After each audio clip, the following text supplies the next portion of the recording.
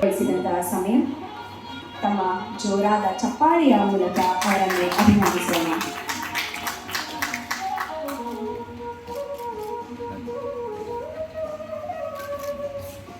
ಇದೀಗ ಅಧಿಕೃತವಾಗಿ ಓದುಗರ ಕೈಗೆ ಸಿಕ್ಕಿದೆ.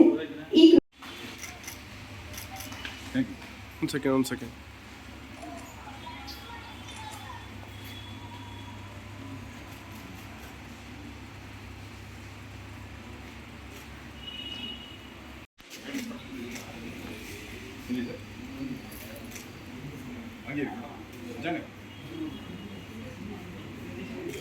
ಬರ್ತಾರಿಲ್ಲ, ನಾನೇ ಬರ್ತೀನಿ ಎಷ್ಟೊತ್ತಿಗೆ ಬರಬೇಕು ಅಂತೇಳಿ ಅವರ ಸಂಭ್ರಮ, ಅವರ ಪ್ರೀತಿ ವಿಶ್ವಾಸಕ್ಕೆ ಅನಂತ ಧನ್ಯವಾದಗಳನ್ನ ಅರ್ಪಿಸ್ತೀನಿ.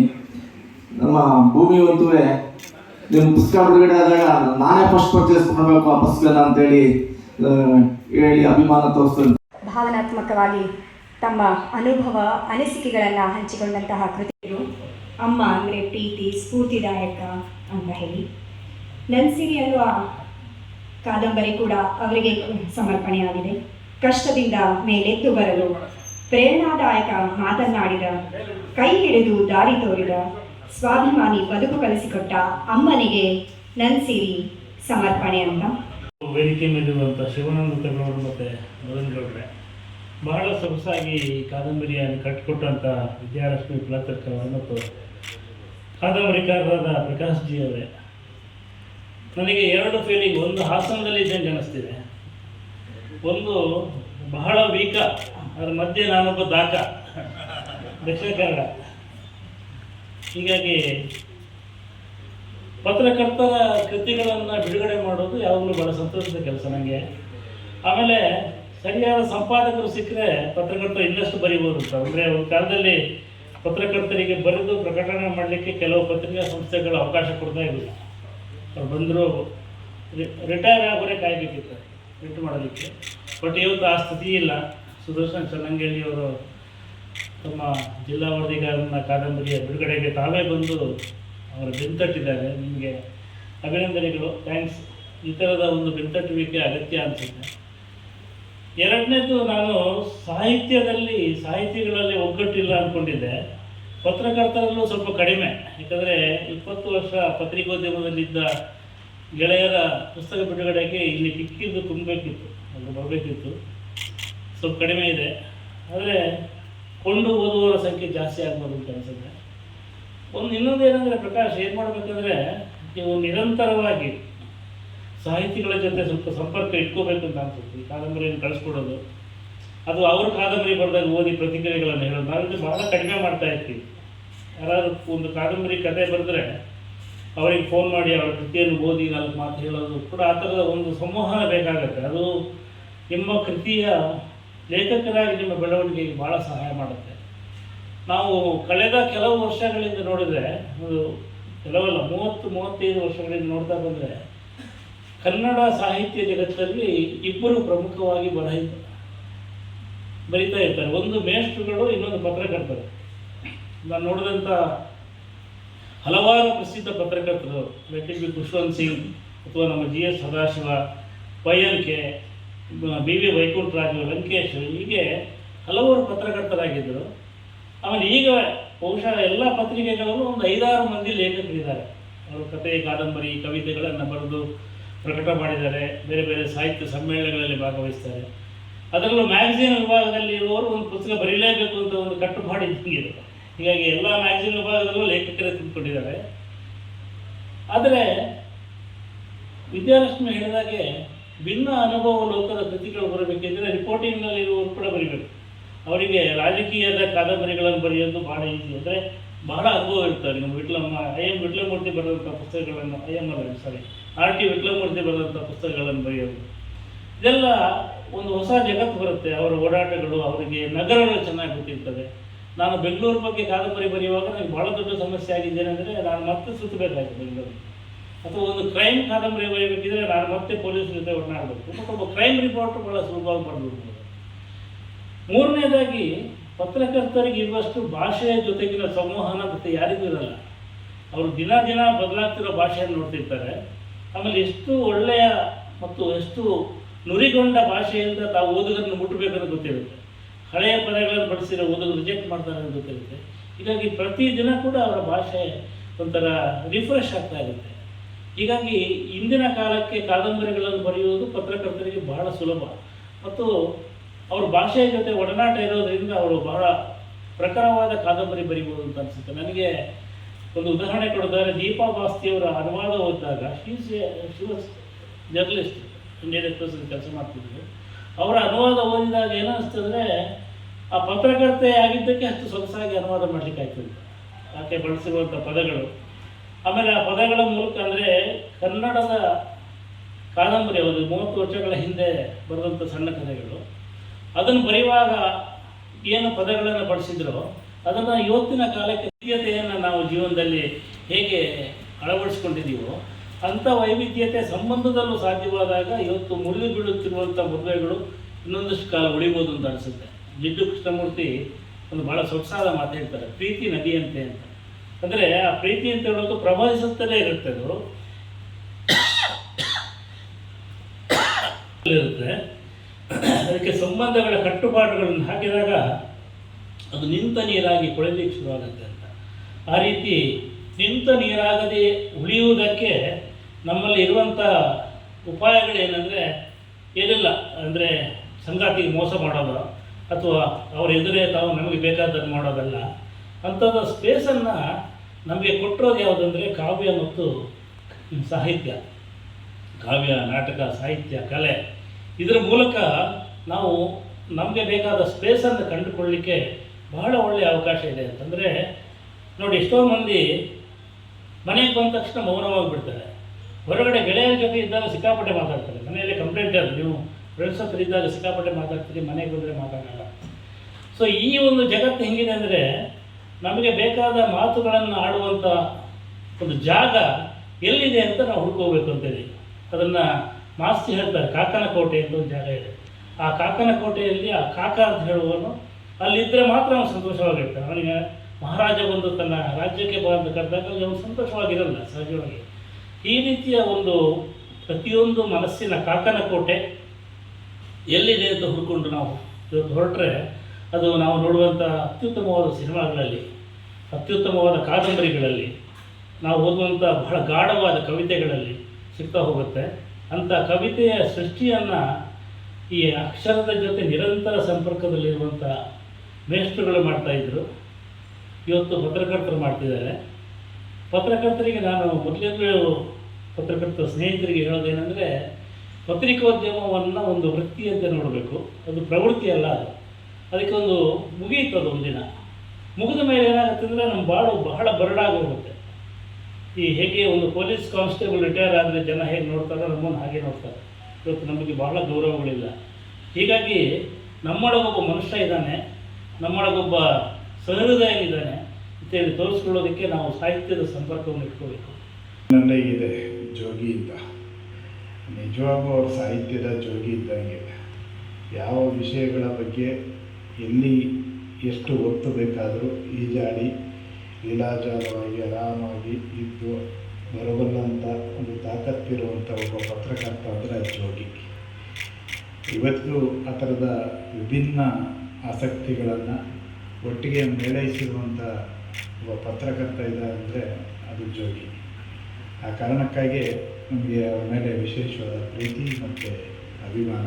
ಇವತ್ತು ಅವರು ಈ ಕಾರ್ಯಕ್ರಮದ ಅಧ್ಯಕ್ಷತೆಯನ್ನು ವಹಿಸುವ ಮೂಲಕ ಈ ಕೃತಿ ಕುರಿತು ಅನೇಕ ಒಳ್ಳೆಯ ವಿಷಯಗಳನ್ನು ಮತ್ತು ಒಬ್ಬ ಬರಹಗಾರ, ಒಬ್ಬ ಪತ್ರಕರ್ತ, ಒಬ್ಬ ಲೇಖಕ ಏನೆಲ್ಲ ಸೂಕ್ಷ್ಮತೆಗಳನ್ನು ಇಟ್ಕೊಳ್ಬೇಕು ಅನ್ನೋದನ್ನು ಕೂಡ ಸೂಕ್ಷ್ಮವಾಗಿ ಈ ವೇದಿಕೆಯಲ್ಲಿ ಹೇಳಿರುವಂಥ ಜೋಗಿಯವರೇ. ಹಾಗೆ ಕೃತಿ ಪರಿಚಯವನ್ನು ಮಾಡಿಕೊಟ್ಟಂಥ ವಿದ್ಯಾರಶ್ಮಿ ಕಡತಡ್ಕ ಅವರೇ.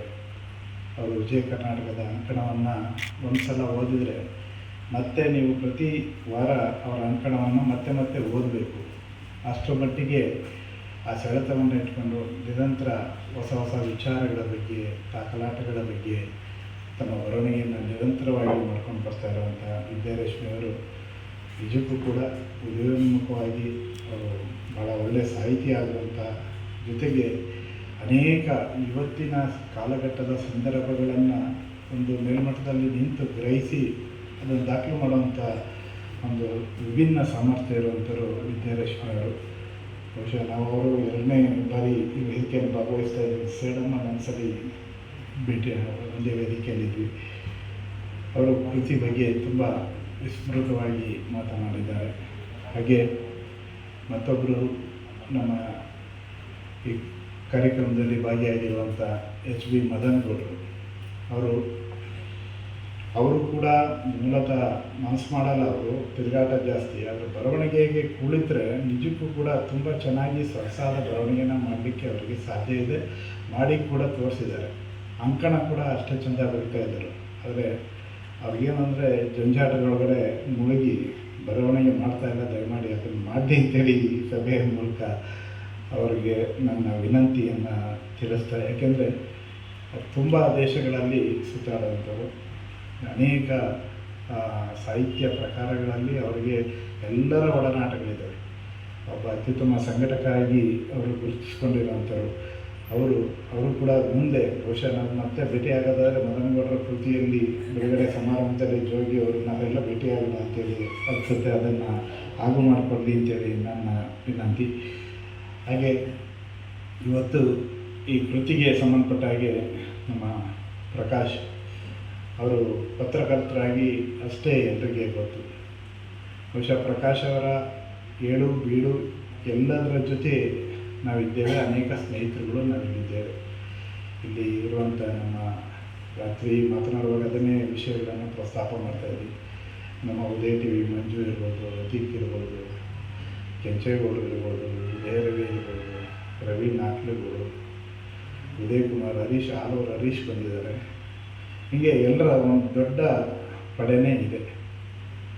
ಅದರ ಜೊತೆಗೆ ನಮ್ಮ ಗುರುಗಳ ಸ್ಥಾನದಲ್ಲಿ ನಮ್ಮನ್ನೆಲ್ಲ ಬೆನ್ನು ತಟ್ಟಿ ಪ್ರೋತ್ಸಾಹ ಮಾಡುವಂಥ ಪ್ರಕಾಶ್ ಅವರಿಗೆ, ಅವರು ಕೂಡ ಸಂಪಾದಕರಾಗಿ ವಿಜಯ ಕರ್ನಾಟಕದಲ್ಲಿ ಮೇಲಿರುವ ಎಲ್ಲ ಆಹ್ವಾನಿತ ಗಣ್ಯರೇ, ಸಹೃದಯ ಬಂಧುಗಳೇ, ಶಿವಾನಂದ ತಗಡೂರು ಜೊತೆಯನ್ನು ಮಾತನಾಡಿದ್ದಾರೆ.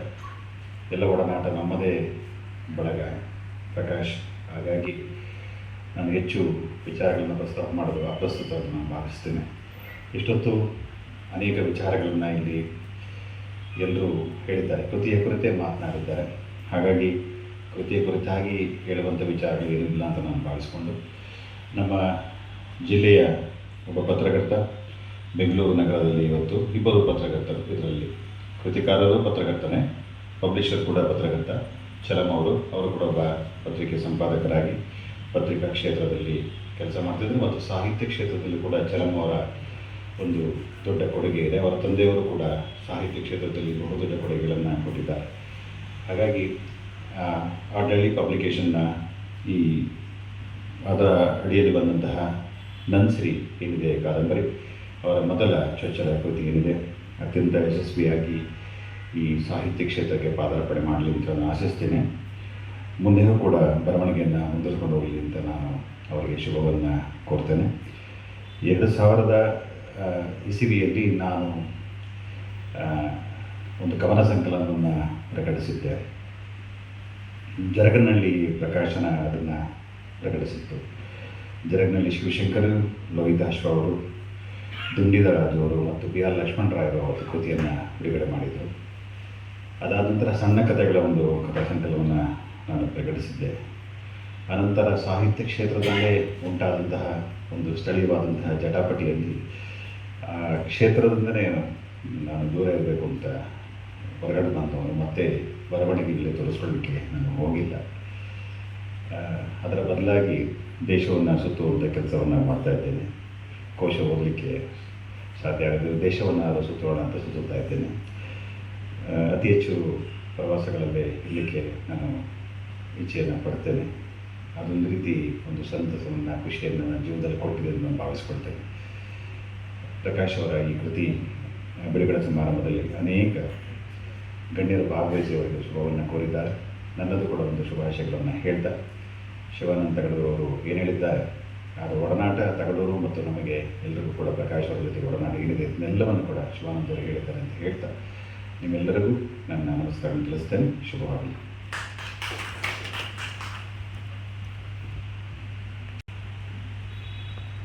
ಪತ್ರಕರ್ತರು ಸಮಾಜದಲ್ಲಿ ಆಗ್ತಾ ಇರುವಂಥ ಬದಲಾವಣೆಗಳನ್ನು, ತಲ್ಲಣಗಳನ್ನು ಭಾಳ ಸೂಕ್ಷ್ಮವಾಗಿ ಗಮನಿಸ್ತಾ ಇರ್ತಾರೆ. ಬಟ್ ಎಷ್ಟೋ ಸಂಗತಿಗಳನ್ನು ವರದಿ ಮಾಡಲಿಕ್ಕಾಗಲ್ಲ, ಬರೀಲಿಕ್ಕಾಗಲ್ಲ. ಅಂಥ ಸಂಗತಿಗಳನ್ನು ಪ್ರಕಾಶ್ ಅವರು ಒಂದು ಕಾದಂಬರಿ ರೂಪ ಕೊಟ್ಟು ಅದಕ್ಕೆ ಹೊರತಂದಿದ್ದಾರೆ. ನಾನು ಕಾದಂಬರಿ ಓದಿಲ್ಲ, ಬಟ್ ಅವರು ನನಗೆ ದೂರವಾಣಿಯಲ್ಲಿ ಅನೇಕ ಸಲ ಅದನ್ನು ಚರ್ಚೆ ಮಾಡಿದರು. ಸಮಾಜದಲ್ಲಿ ಹೇಗೆ ಬದಲಾವಣೆಗಳಾಗ್ತಾ ಇದೆ, ನಮ್ಮ ಸೋಷಿಯಲ್ ಮೀಡಿಯಾ ಇರ್ಬೋದು, ನಮ್ಮ ವಾಟ್ಸಪ್ ಇರ್ಬೋದು, ನಮ್ಮ ಮೊಬೈಲ್ ಅಡಿಕ್ಷನ್ ಇರ್ಬೋದು, ಹೇಗೆ ನಮ್ಮ ಜನಜೀವನದ ಬದುಕನ್ನು ತಲ್ಲಣ ತರ್ತಾ ಇದೆ. ಆ ತಲ್ಲಣಗಳನ್ನು ನೋಡಿ ಗಮನಿಸಿ ಪತ್ರಕರ್ತರು ಅನೇಕ ಈಗ ಒಂದು 2-3 ದಶಕ ಅವರು ಪತ್ರಕರ್ತರಾಗಿ ವರದಿಗಾರರಾಗಿ ಕೆಲಸ ಮಾಡಿದರೆ ಅನೇಕ ಬದಲಾವಣೆಗಳನ್ನು ಸಮಾಜದಲ್ಲಿ ಆಗ್ತಾ ಇರುವಂಥ ಸಂಗತಿಗಳನ್ನು, ಅದು ನೋವು ನಲಿವುಗಳನ್ನಿರ್ಬೋದು, ಸಂಭ್ರಮಗಳನ್ನಿರ್ಬೋದು, ಕಾಲಘಟ್ಟಕ್ಕೆ ಬದಲಾದಂತೆ, ಟೆಕ್ನಾಲಜಿ ಬದಲಾದಂತೆ ಆಗ್ತಾ ಇರುವಂಥ ಸೊಸೈಟಿಯಲ್ಲಿ ಆಗುವಂಥ ಬದಲಾವಣೆಗಳನ್ನು ಸೂಕ್ಷ್ಮವಾಗಿ ಗಮನಿಸ್ತಾ ಇರ್ತಾರೆ. ಆದರೆ ಪತ್ರಿಕೆಗೆ ಎಷ್ಟು ಬೇಕೋ ಅಷ್ಟನ್ನು ನಾವು ಅವತ್ತಿನ ಪತ್ರಿಕೆಗೆ, ಅವತ್ತಿನ ಅಡುಗೆಗೆ ಏನು ಬೇಕೋ ಅಷ್ಟನ್ನು ಮಾತ್ರ ಅವರು ವರದಿ ಮಾಡ್ತಾ ಇರ್ತಾರೆ. ಸಾಕಷ್ಟು ಕಥೆಗಳಿರುತ್ತೆ. ಪ್ರತಿಯೊಬ್ಬ ಪತ್ರಕರ್ತರು ನೀವು ಮಾತಾಡಿಸಿ ನೋಡಿ, ಪ್ರತಿಯೊಬ್ಬರಲ್ಲೂ ಕೂಡ ಅನೇಕ ಸಂಗತಿಗಳನ್ನು ಅವರಲ್ಲಿ ಜೀವಂತವಾಗಿರ್ತವೆ. ಅನುಭವಗಳು ಅಷ್ಟು, ಅದು ಬರೆದ್ರೆ ದೊಡ್ಡ ಕಾದಂಬರಿ ಬರಿಬೋದು ಅಥವಾ ಕಥಾ ಸಂಕಲನಗಳನ್ನು ತರ್ಬೋದು. ಜೋಗಿಯವರಾಗಲೇ ಹೇಳ್ತಾ ಇದ್ರು, ಪತ್ರಕರ್ತರು ಅದು ವರದಿಗಾರರು ಸಾಹಿತ್ಯದ ಒಡನಾಟವನ್ನು ಇಟ್ಕೋಬೇಕು, ಸಾಹಿತಿಗಳ ಜೊತೆ ಬೆರಿಬೇಕು, ಈ ಸಭಾಂಗಣ ಕಿಕ್ಕಿ ತುಂಬಿರಬೇಕಿತ್ತು ಅಂತ. ಇವತ್ತಿನ ಈ ಕಾರ್ಯಕ್ರಮ ನನ್ನ ಮಟ್ಟಿಗೆ ನಾನು ನೋಡೋದ ಗಮನಿಸಿದಾಗೆ ಇದು ಯಶಸ್ವಿಯ ಕಾರ್ಯಕ್ರಮ. ಇಷ್ಟು ಪತ್ರಕರ್ತರು ಮತ್ತು ಸಾಹಿತ್ಯದ ವಲಯವಿರುವಂಥವ್ರು ಇಲ್ಲಿ ಆಗಮಿಸಿರೋದು ನಿಜವೂ. ನಾನು ಅನೇಕ ಕಾರ್ಯಕ್ರಮಗಳು ನೋಡಿದ್ದೀನಿ. ನಾನು ಸುಮಾರು 25 ವರ್ಷಗಳ ಬೆಂಗಳೂರಿನ ನಡೆದಂಥ ಎಲ್ಲ ಸಾಹಿತ್ಯ ಗೋಷ್ಠಿಗಳನ್ನು, ಪುಸ್ತಕ ಬಿಡುಗಡೆ ಕಾರ್ಯಕ್ರಮಗಳನ್ನು ನೋಡಿದ್ದೀನಿ. ಬಹುತೇಕ ಕೆಲವು ಜೋಗಿಯವರಂಥ ಖ್ಯಾತ ಲೇಖಕರಷ್ಟೇ ಅವರ ಕಾರ್ಯಕ್ರಮಗಳು ಕೆಕ್ಕಿರೋದಿರಬಹುದು. ಆದರೆ ಬಹುತೇಕ ಯುವ ಲೇಖಕರು, ಹೊಸದಾಗಿ ಬರೆಯುವಂಥ ಲೇಖಕರ ಎಲ್ಲ ಕಾರ್ಯಕ್ರಮಗಳು ಇದೇ ರೀತಿ ಇರ್ತವೆ. ನಾನು ಸಾಕಷ್ಟು ಜನಕ್ಕೆ ನಾನು ಲೇಖಕರಿಗೆ ಒಂದು ಸಲಹೆಯನ್ನು, ನನ್ನ ಅನುಭವದಲ್ಲಿ ಸಲಹೆಯನ್ನು ಕೊಡೋದು, ನೀವು ಚಿಕ್ಕ ವೇದಿಕೆಯಲ್ಲಿ ಮಾಡಿ, ಆಪ್ತವಾದ ಒಂದು ವೇದಿಕೆಯಲ್ಲಿ ಮಾಡಿ, ಸಣ್ಣ ವೇದಿಕೆಯಲ್ಲಿ ಮಾಡಿದರೆ ನಾವು ಒಡನಾಟ ಇನ್ನೂ ಚೆನ್ನಾಗಿರುತ್ತೆ, ನಮಗೆ ಸಭಾಂಗಣ ಭರ್ತಿಯಾಗಿರುತ್ತೆ.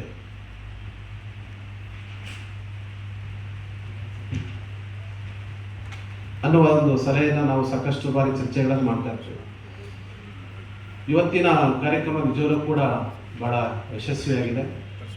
ಪ್ರಕಾಶ್ ಅವರು ಹೇಗೆ ವರದಿಗಾರಿಕೆಯಲ್ಲಿ ಎಷ್ಟು ಜನಪ್ರಿಯರಾಗಿದ್ದರು, ಅವರು ಅದನ್ನು ಕಾದಂಬರಿ ರೂಪಕ್ಕೆ ತಂದು ಮುಂದಿನ ದಿನಗಳಲ್ಲಿ ಇನ್ನಷ್ಟು ಕೃತಿಗಳನ್ನು ತರಲಿ ಅಂತ ಹೇಳಿ. ನಾವು ಕಳೆದ ತಿಂಗಳು ಡಿಸೆಂಬರ್ನಲ್ಲಿ ಇಲ್ಲೇ ರವೀಂದ್ರ ಕಲಾಕ್ಷೇತ್ರದಲ್ಲಿ ಕಾರ್ಯಕ್ರಮ ಮಾಡಿದ್ವಿ ಒಂದು. ಆವಾಗ ನಮ್ಮ ಗಮನಕ್ಕೆ ಬಂದಿದ್ದು ಏನು ಅಂತಂದರೆ, ನಾವು ಸಾಹಿತಿಗಳೇ ಸೇರ್ತೀವಿ, ಬರಹಗಾರರು ಅಥವಾ ರಂಗ ಸಂಘಟಕರು ಮತ್ತು ರಂಗ ಸಂಘಟಕರೇ ಇರ್ತೀವಿ. ನಮ್ಮ ಬೆಂಗಳೂರಿನಲ್ಲಿರ್ತಕ್ಕಂಥ ಬಹುತೇಕ ಜನರಿಗೆ ಈ ರವೀಂದ್ರ ಕಲಾಕ್ಷೇತ್ರದ ಆವರಣದ ಒಳಗೆ ಬರೋದಕ್ಕೆ ಕಾರಣಗಳೇ ಸಿಕ್ಕಿಲ್ಲ ಇದುವರೆಗೂ. ಬಹಳಷ್ಟು ಜನಗಳಿಗೆ ಒಂದು ಲ್ಯಾಂಡ್ ಮಾರ್ಕ್ ಆಗಷ್ಟೇ ಉಳ್ಕೊಂಡಿದೆ ಅಷ್ಟೇ, ರವೀಂದ್ರ ಕಲಾಕ್ಷೇತ್ರದ ಲೆಫ್ಟಿಗೆ ರೈಟಿಗೆ ಅಂತ. ಬಟ್ ಅದು ಒಳಗಡೆ ಬರೋದಕ್ಕೆ ಯಾವತ್ತೂ ಅವಕಾಶ ಸಿಕ್ಕಿಲ್ಲ. ನಮ್ಮ ಸಂಘಟನೆಯ ಮೂಲ ಸತ್ವ ಇದ್ದಿದ್ದು, ಅದು ಸೋತ್ವೋ ಗೆದ್ವೋ ಅದು ನನಗೆ ವಿಷಯ ಆಗೋದಿಲ್ಲ ಅದು. ಆದರೆ ರವೀಂದ್ರ ಕಲಾಕ್ಷೇತ್ರ ಮತ್ತು ನಯನ ಸಭಾಂಗಣಕ್ಕೆ ಹೊಸ ವೀಕ್ಷಕರು ಅಥವಾ ಹೊಸ ನೋಡುಗರು, ಹೊಸ ಕೇಳುಗರು ಬರ್ತಕ್ಕಂಥ ಪ್ರಯತ್ನವನ್ನು ಒಂದು ಸತತವಾಗಿ ಮಾಡ್ತಾ ಇದ್ದೀವಿ. ಅದರಲ್ಲಿ ಇದು ಮೊದಲನೇ ಹೆಜ್ಜೆ. ಆ ಮೊದಲನೇ ಹೆಜ್ಜೆಗೆ ಇಷ್ಟು ಜನ ಸಾಕ್ಷಿಯಾಗಿದ್ದೀರಿ. ಬಹುತೇಕ ನೀವು ಪತ್ರಕರ್ತರಾಗಿ ಇಲ್ಲಿ ಬಂದಿರ್ಬೋದು, ಆದರೆ ಒಬ್ಬ ಕೇಳುಗರಾಗಿ ಬಂದಿರತಕ್ಕಂಥ ಸಾಧ್ಯತೆಗಳು ಕಡಿಮೆ. ಆ ನಿಟ್ಟಿನಲ್ಲಿ ಇದನ್ನು ನಾನು ಸಂಖ್ಯೆಯ ವಿಚಾರದಲ್ಲಿ ಸೋಲು ತಪ್ಪಿಕೊಂಡ್ರು ಕೂಡ ನಮ್ಮ ಪ್ರಯತ್ನದ ವಿಚಾರದಲ್ಲಿ ನಮ್ಗೆ ಗೆಲ್ಲುವಂತಲೇ ನಾನು ಭಾವಿಸ್ತೀನಿ. ಹಾಗೆ ನಾನು ಮುಖ್ಯವಾಗಿ ಇಲ್ಲಿ ನನ್ನ ಎಲ್ಲ ಒಡನಾಡಿಗಳಿದ್ದಾರೆ. ಪ್ರಕಾಶ್ ಅವರ ಪುಸ್ತಕವನ್ನು ನಾನು ಒಂದು ಕಾರಣಕ್ಕೋಸ್ಕರ ಪಬ್ಲಿಷ್ ಮಾಡೋದಕ್ಕೆ ಒಪ್ಕೊಂಡಿದ್ದು. ಅದು ಮೊದಲನೇ ಕಾರಣ ಏನು ಅಂತಂದರೆ, ಪ್ರಕಾಶ್ ಅವರ ಮುಂದಿನ ಪುಸ್ತಕ ಯಾವುದು ಅನ್ನೋ ಪ್ರಾಜೆಕ್ಟ್ ನನ್ನ ಮುಂದೆ ಇಟ್ಟರೆ ಈ ಪ್ರಾಜೆಕ್ಟ್ ತಗೊಳ್ತೀನಿ ಅಂತ. ಯಾಕೆ ಅಂತಂದರೆ, ಒಬ್ಬ ಆಲ್ರೆಡಿ ಪಬ್ಲಿಕೇಶನ್ ಅನ್ನುವ ಸಂಸ್ಥೆಯನ್ನು ನಡೆಸ್ತಾ ಇರ್ತಕ್ಕಂಥ ನಾವು ಪಬ್ಲಿಕೇಶನ್ನ ತುಂಬ ಅಗ್ರೆಸಿವ್ ಆಗಿ ಅಥವಾ ತುಂಬ ತೀವ್ರವಾಗಿ ತಗೊಂಡೋಗ್ತಕ್ಕಂಥ ಉದ್ದೇಶ ನಮ್ಮಲ್ಲಿ ಇಲ್ಲ. ಇಲ್ಲಿ ಹಲವಾರು ಸಂಘರ್ಷಗಳಿಗೆ ನಮ್ಮನ್ನು ಒಡ್ಕೊಳ್ತಕ್ಕಂಥ ಒಂದು ಪ್ರಕ್ರಿಯೆ ಆಲ್ರೆಡಿ ಪಬ್ಲಿಕೇಶನ್ದು.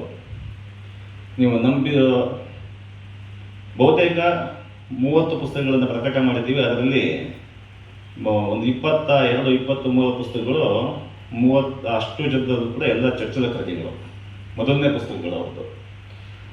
ಅದು ನಾಗರಾಜ್ ಜತ್ತೂರ್ ಅವರ ಜಾಡಮಾಲಿ ಜಗತ್ತಿನಿಂದ ಹಿಡಿದು ಇವತ್ತು ನಾವು ಪ್ರಕಾಶ್ ಅವರ ನನ್ಸಿರಿ ಪುಸ್ತಕ ತನಕ ಕೂಡ ಎಲ್ಲರಲ್ಲೂ ಕೂಡ ಅದು ಚರ್ಚಲ ಕೃತಿ, ಮೊದಲನೇ ಕೃತಿಯನ್ನು ನಾವು ನೋಡಿ ಗಮನಿಸಿ ಅದಕ್ಕೆ ಮೆಟ್ಟಿಲಾಗ್ತಕ್ಕಂಥ ಕೆಲಸವನ್ನು ನಾವು ಮಾಡ್ತಾ ಇದ್ದೀವಿ.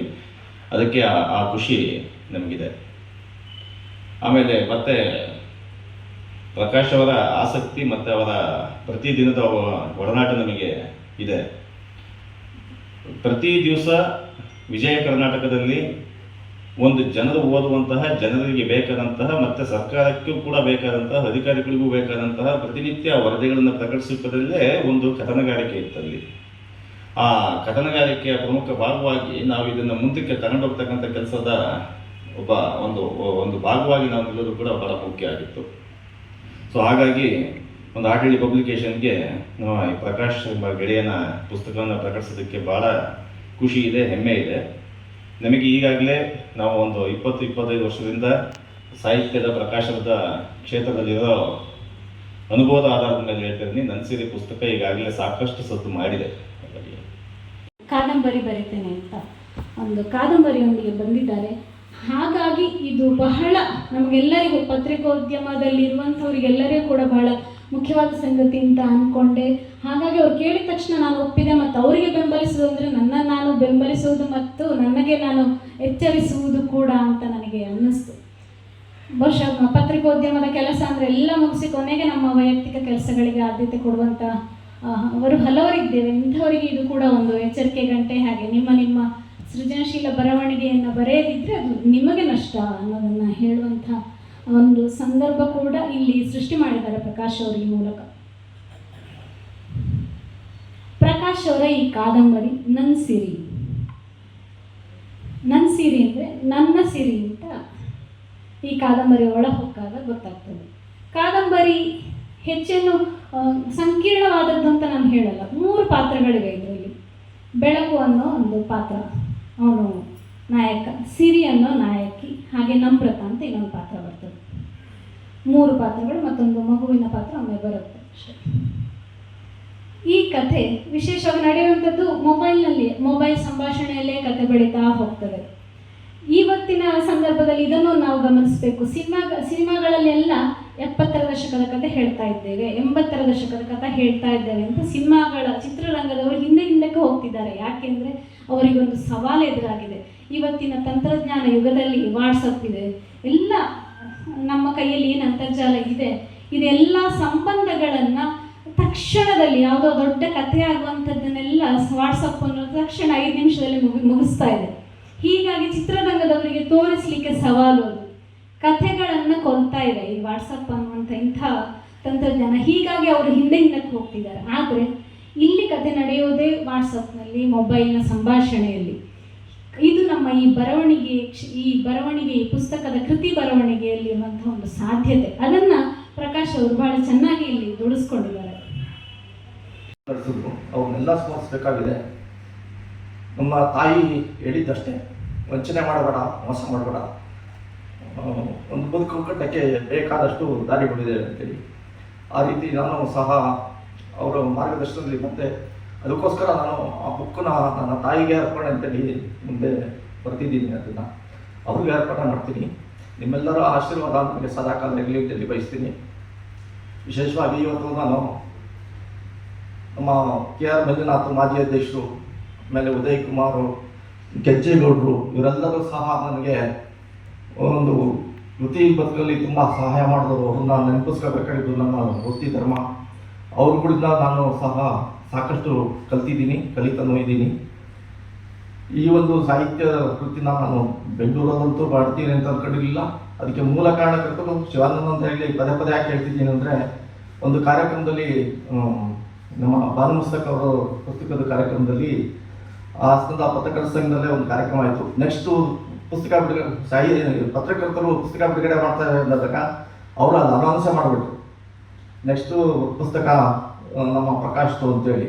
ಅದಕ್ಕೆ ನಮ್ಮ ರವಿ ನಾಗಲ್ಗೌಡರು ಏನಂತಂದರೆ, ಪುಸ್ತಕನ ಯಾವಾಗ ಮಾಡ್ತೀರಾ, ಇನ್ನೂ ಅದು 5 ವರ್ಷ ಆಯಿತು, ಇನ್ನೂ ಎಷ್ಟು ವರ್ಷ ಇಟ್ಕೋತೀರಿ ಅಂತಂದರು. ಅವತ್ತಿನ ಮಾತುಗಳು ಇವತ್ತು ಒಂದು ಕೃತಿಗೆ ಅನುಷ್ಠಾನಕ್ಕೆ ಕಾರಣ ಆಯಿತು. ಆ ಕೃತಿ ಹೊರ ಬಂದಿದೆ, ಸಾಕಷ್ಟು ಅದು ಇನ್ನೂ ಕಲಿಯೋದು ಸಹ ಇದೆ. ಅದನ್ನು ಕಲಿತು ಮುಂದೆ ಮಾಡ್ತೀನಿ. ಆ ಕೃತಿಗೆ ಒಂದು ರೂಪ ಕೊಟ್ಟವರು ನಮ್ಮ ಚಲಮ್ಮ ಅವರು 2 ವರ್ಷದಿಂದ ಪುಸ್ತಕ ಕೇಳಿದರು. ಅದು ಹುಟ್ಟಾದ್ಮೇಲೆ ತುಂಬ ನೋಡಿಬಿಟ್ಟು ಖುಷಿಪಟ್ಟರು. ಅವರಿಂದ ಒಂದು ಅವ್ರ ಅಭಿಪ್ರಾಯ ಕೇಳೋ ತನಕ ನನಗೂ ಮನಸ್ಸಿಗೆ ಸಮಾಧಾನ ಇರಲಿಲ್ಲ. ಆಮೇಲೆ ಇಲ್ಲ ಪಬ್ಲಿಷ್ ಮಾಡೋಣ, ಚೆನ್ನಾಗಿದೆ ಅಂತೇಳಿ ಅಂದರು. ಅದಕ್ಕೊಂದು ನನ್ನ ಸಿರಿ ಅಂತೇಳಿ ಟೈಟ್ಲು ಸಹ ಮಾಡಿ ಇವತ್ತು ನಿಮ್ಮ ಮುಂದೆ ಅರ್ಪಣೆ ಮಾಡಿದ್ದೀವಿ. ಇದಕ್ಕೆ ಎಲ್ಲರೂ ಸಹಕಾರ, ನಮ್ಮ ಆತ್ಮೀಯ ಸ್ನೇಹಿತರಾದಂಥ ಸಂಜಯ್ ಸರ್ ಅವರು ಬಂದಿದ್ದಾರೆ, ಉದಯ್ ರವಿ ಅವರು ಬಂದಿದ್ದಾರೆ. ಇವರೆಲ್ಲರೂ ಸಹ ನನಗೆ ತುಂಬ, ನನ್ನ ಸಹೋದ್ಯೋಗಿಗಳಾದಂಥ ನಂದಿನಿ ಅವರು ಬಂದಿದ್ದಾರೆ. ಸಾಕಷ್ಟು ಜನ ಈ ಕಾರ್ಯಕ್ರಮಕ್ಕೆ ನನಗೆ ಬೆನ್ನೆಲುಬಾಗಿ ನಿಂತವರು ಅಂದರೆ ನಮ್ಮ ಹಾಸನದ ಕುಮಾರ್ ಅವರು ಮತ್ತು ನಟರಾಜ್ ಅವರು, ಇವರೆಲ್ಲರೂ ಸಹ ನನಗೆ ಬೆನ್ನೆಲುಬಾಗಿ ನಿಂತು ನಮ್ಮ ನಾಗು ಮುಂದ್ಗಡೆ ನಿಂತ್ಕೊಂಡು ಎಲ್ಲರೂ ಏನು ಸಂಭ್ರಮ ಪಟ್ಟರು, ಯಾವುದೇ ಪುಸ್ತಕ ಅನ್ನೋ ರೀತಿಯಲ್ಲಿ ಬಿಡುಗಡೆ ಮಾಡ್ತೀವಿ ಅನ್ನೋದು ನಮ್ಮ ಜೊತೆ ನಿಂತ್ಕೊಂಡು, ನಮ್ಮ ಅತೀಕ್ ಅವ್ರದ್ದು ಅಂತೂ ಮರೆಯೋಂಗೇ ಇಲ್ಲ.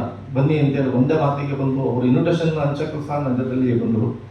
ಇವತ್ತು ಅನೇಕ ನನ್ನ ಆತ್ಮೀಯ ಮಿತ್ರರು ಆಲೂರಿಂದ ರಘು ಅವರು ಬಂದಿದ್ದಾರೆ. ಅವರ ಮತ್ತು ನಮ್ಮ ಆಲೂರು ಹರೀಶ್ ಅವರು ಸಹ ಬಂದಿದ್ದಾರೆ.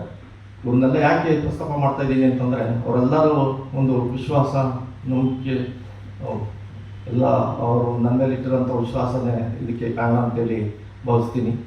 ಅದೇ ರೀತಿ ಭಾಸ್ಕರ್ ಅವರು, ಸ್ನೇಹ ಅವರು ಎಲ್ಲ ಬೆಂಗಳೂರಿಂದ ಬಂದಿದ್ದಾರೆ.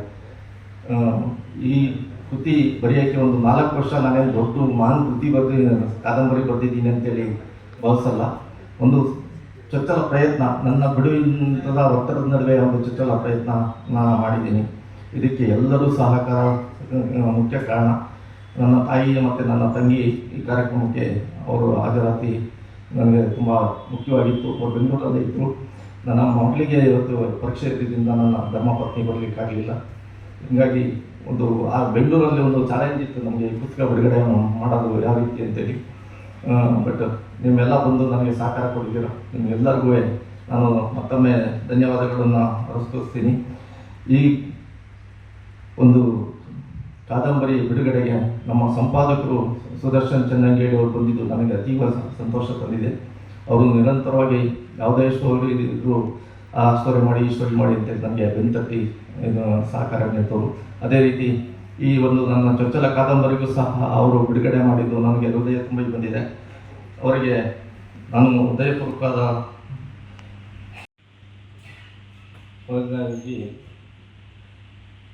ನಾನು ಪ್ರಥಮ ಪ್ರಯತ್ನ ಅನ್ಸಿರಿ ಕಾದಂಬರಿ ನಾವು ಬರೆಯೋಕ್ಕೆ ಮೂಲ ಕಾರಣಕರ್ತರು. ಅದನ್ನು ಪ್ರಕಟಣೆಗೆ ನೀನು ಬರೀ ಅದನ್ನು ಡೇಟ್ ಫಿಕ್ಸ್ ಮಾಡು ಅಂತ ಹೇಳಿದವರು ನನ್ನ ಮಾರ್ಗದರ್ಶಕರಾದಂಥ ಶಿವಾನಂದಗಳು. ಈ ಕಾದಂಬರಿನ ನಾನು ಇಲ್ಲಿ ಬಿಡುಗಡೆ ಮಾಡ್ತೀನಿ ಅಂತ ಕನ್ಸ್ಕೊಂಡವನಲ್ಲ, ಅಥವಾ ಆ ಕಾದಂಬರಿ ಹೊರಗಡೆ ಬರುತ್ತೆ ಅಂತ ಕನ್ಸ್ಕೊಂಡವನಲ್ಲ. ನನ್ನ ಬರವಣಿಗೆಯ ಒಂದು ರೂಪನ ನಾನು ನನ್ನ 20 ವರ್ಷದ ಈ ಪತ್ರಕರ್ತನಾಗಿ ಏನು ಜರ್ನಿ ಇದೆಯೋ ಆ ಜರ್ನಿಲಿ ಕಂಡಂಥ ಅನೇಕ ಸಂಗತಿಗಳನ್ನ ಬರಿಬೇಕು ಅಂತೇಳಿ ಒಂದು 4 ವರ್ಷದ ಪ್ರಯತ್ನ ಇದೆ.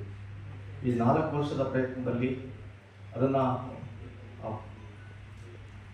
ಕಾದಂಬರಿನ ನಾನು ಹಲವರಿಗೆ ಕೊಟ್ಟು ಅದನ್ನು ಅವರಿಂದ ಒಂದು ಫೀಡ್ಬ್ಯಾಕ್ ಸಹ ತೊಗೊಂಡಿದ್ದೀನಿ. ಅದು ಎಷ್ಟು ಮಟ್ಟಿಗೆ ಬಂದಿದೆ ಅನ್ನೋದನ್ನು ನಿಮ್ಮಗಳ ಓದುಗರಿಗೆ ಬಿಡ್ತೀನಿ. ಈ ಒಂದು ಕಾರ್ಯಕ್ರಮಕ್ಕೆ ನಮಗೆ ತುಂಬ ಬೆಂತಟ್ಟಿ ಇದ್ದವರು ನಮ್ಮ ಸುದರ್ಶನ್ ಚನ್ನಂಗಿರಿ ಸರ್ ಅವರು, ಸಂಪಾದಕರು. ನಾನು ವಿಜಯ ಕರ್ನಾಟಕ ಆರಂಭದಿಂದಲೂ ಅವರು ನನ್ನ ಮಾರ್ಗದರ್ಶಕರಾಗಿ ನನ್ನ ಬೆಂತಟ್ಟ ಬಂದವರು. ಅದೇ ರೀತಿ ನಮ್ಮ ತಿಮ್ಮಪ್ಪ ಭಟ್ ಸರ್ ಅವರು ಸಹ ಒಂದು ಕಾರ್ಯಕ್ರಮದಲ್ಲಿ ಸಿಕ್ಕಿದ್ರು. ಭಾಳ ದಿವಸಗಳ ನಂತರ ಸಿಕ್ಕಿದ್ದು ನನಗೆ ತುಂಬ ಸಂತೋಷ ಆಯಿತು. ಈ ಥರ ಬೆಂಗಳೂರಲ್ಲಿ ಕಾರ್ಯಕ್ರಮ 5 ದಿವಸ ಬನ್ನಿ ಅಂದಾಗ ಅವರು ಸಹ ಬಂದಿದ್ದಾರೆ. 10 ನಿಮಿಷ ಇನ್ನೂ ಮುಂಚೆ ಬಂದು ಕಾರ್ಯಕ್ರಮ ಮುಗಿಯೋ ತನಕ ಇಲ್ಲೇ ಇಟ್ಕೊಂಡು ನನಗೆ ಆಶೀರ್ವಾದ ಮಾಡಿದ್ದಾರೆ. ಅದನ್ನು ನಾನು ಯಾವತ್ತೂ ಮರೆಯಲ್ಲ. ಪ್ರಮುಖವಾಗಿ ಜೋಗಿಯವ್ರನ್ನ ನಾನು ಒಂದು ಕಲಾಬೃಂದ ಕಾರ್ಯಕ್ರಮದಲ್ಲಿ ಭೇಟಿ ಮಾಡಿದ್ದೆ. ಅದ್ರ ಜೊತೆಗೆ ಅವರ ಪುಸ್ತಕಗಳನ್ನ ನಾನು ಓದ್ಕೊಂಡು ಬಂದವನು. ನಾನು ಆರಂಭ ಮಾಡಿದ್ದು ರವಿ ಬೆಳಗೆರೆ ಅವರ ಆಯ್ ಬೆಂಗಳೂರನ್ನ ಓದೋಕ್ಕೆ ಶುರು ಮಾಡಿದವನು.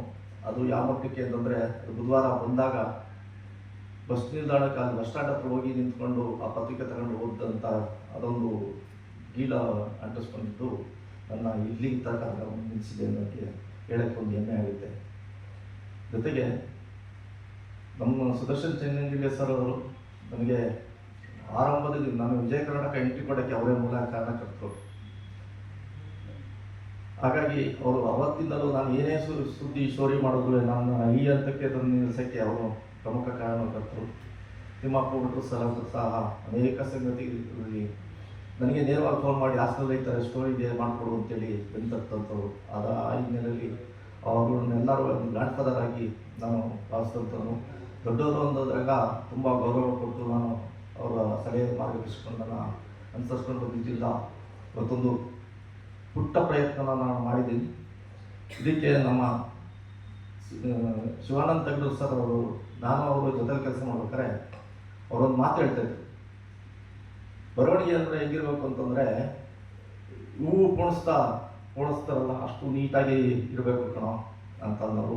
ಅಕ್ಕಪಕ್ಕ ಇಬ್ಬರು ಕೂತ್ಕೊಂಡು ಕೆಲಸ ಮಾಡ್ಬೇಕಾದ್ರೆ ಅದೊಂದು ಆ ಮಾತಿದೆಯಲ್ಲ, ನನಗೆ ಅದು ತುಂಬ ಅಚ್ಚು ಹೊತ್ತಿದೆ, ತಲೆ ಒಳಗೆ ಹೊತ್ತಿದೆ.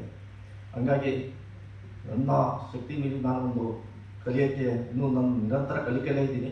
ನಾನೇನು ದೊಡ್ಡ ಸಾಹಿತಿ ಅಂತೇಳಿ ನಾನೇನು ಡಿಕ್ಲೇರ್ ಮಾಡ್ಕೊಳ್ಳೋಕೆ ಹೊರಟಿಲ್ಲ. ಅಂಥ ಮಾರ್ಗದರ್ಶಕರು ಜೋಗಿಯವರ ಅನೇಕ ಪುಸ್ತಕಗಳನ್ನು ಸಹ ನಾನು ಓದಿದ್ದೀನಿ. ಹಂಗಾಗಿ ಅವ್ರ ಬಗ್ಗೆನೂ ತುಂಬ ಅಭಿಮಾನ ಇರೋದ್ರಿಂದ ಅವರೇ ಬಂದು ನನ್ನ ಪ್ರಥಮ ಪುಸ್ತಕನ ಬಿಡುಗಡೆ ಮಾಡಬೇಕು ಅಂತೇಳಿ ಶಿವಾನಂದ ತಗಡೂರು ಅವರಿಗೆ ಮತ್ತು ನಮ್ಮ ಚಲಮ್ಮವರು ನನ್ನ ಪುಸ್ತಕ 4-5 ವರ್ಷಗಳಿಂದ ಪುಸ್ತಕರು ಅದು ಕಂಪ್ಯೂಟರ್ ಒಳಗಡೆನೇ ಕೂತಿತ್ತು. ಶಿವಾನಂದ ತಗಡೂರವರು ಯಾವತ್ತು ಡೇಟ್ ಫಿಕ್ಸ್ ಮಾಡ್ತೀವೋ ಅದೇನು ಮಾಡೋದು ಅಂತ ಅಂದ್ಕೊಂಡೆ ಹೇಳ್ಕೊಂಬಂದರು. ಒಂದು ದಿವಸ ಚಲಮ್ಮ ಅವರು ಸಿಕ್ಕಿದಾಗ 2 ವರ್ಷದ ಹಿಂದೆಂದಲೂ ಕೊಟ್ಟಿರೋ ಪುಸ್ತಕನ ಬಿಡುಗಡೆ ಮಾಡೋಣ ಅಂತಂದರು. ನಾನು ಯಾವ ಹಂತದಲ್ಲಿ ನನ್ನ ಮನಸ್ಥಿತಿ ಹೇಗಿತ್ತು ಅಂತಂದರೆ, ಆ ಪುಸ್ತಕನ ಕೊಟ್ಟು ಅವರು ಓದಿ ಅವರು ನಾನು ಒಬ್ಬ ಶಿಷ್ಯ ಗುರುಗಳ ಹತ್ರ ಒಂದು ನೋಟ್ಸ್ ಬರ್ಬಿಟ್ಟು ಕೊಟ್ಟು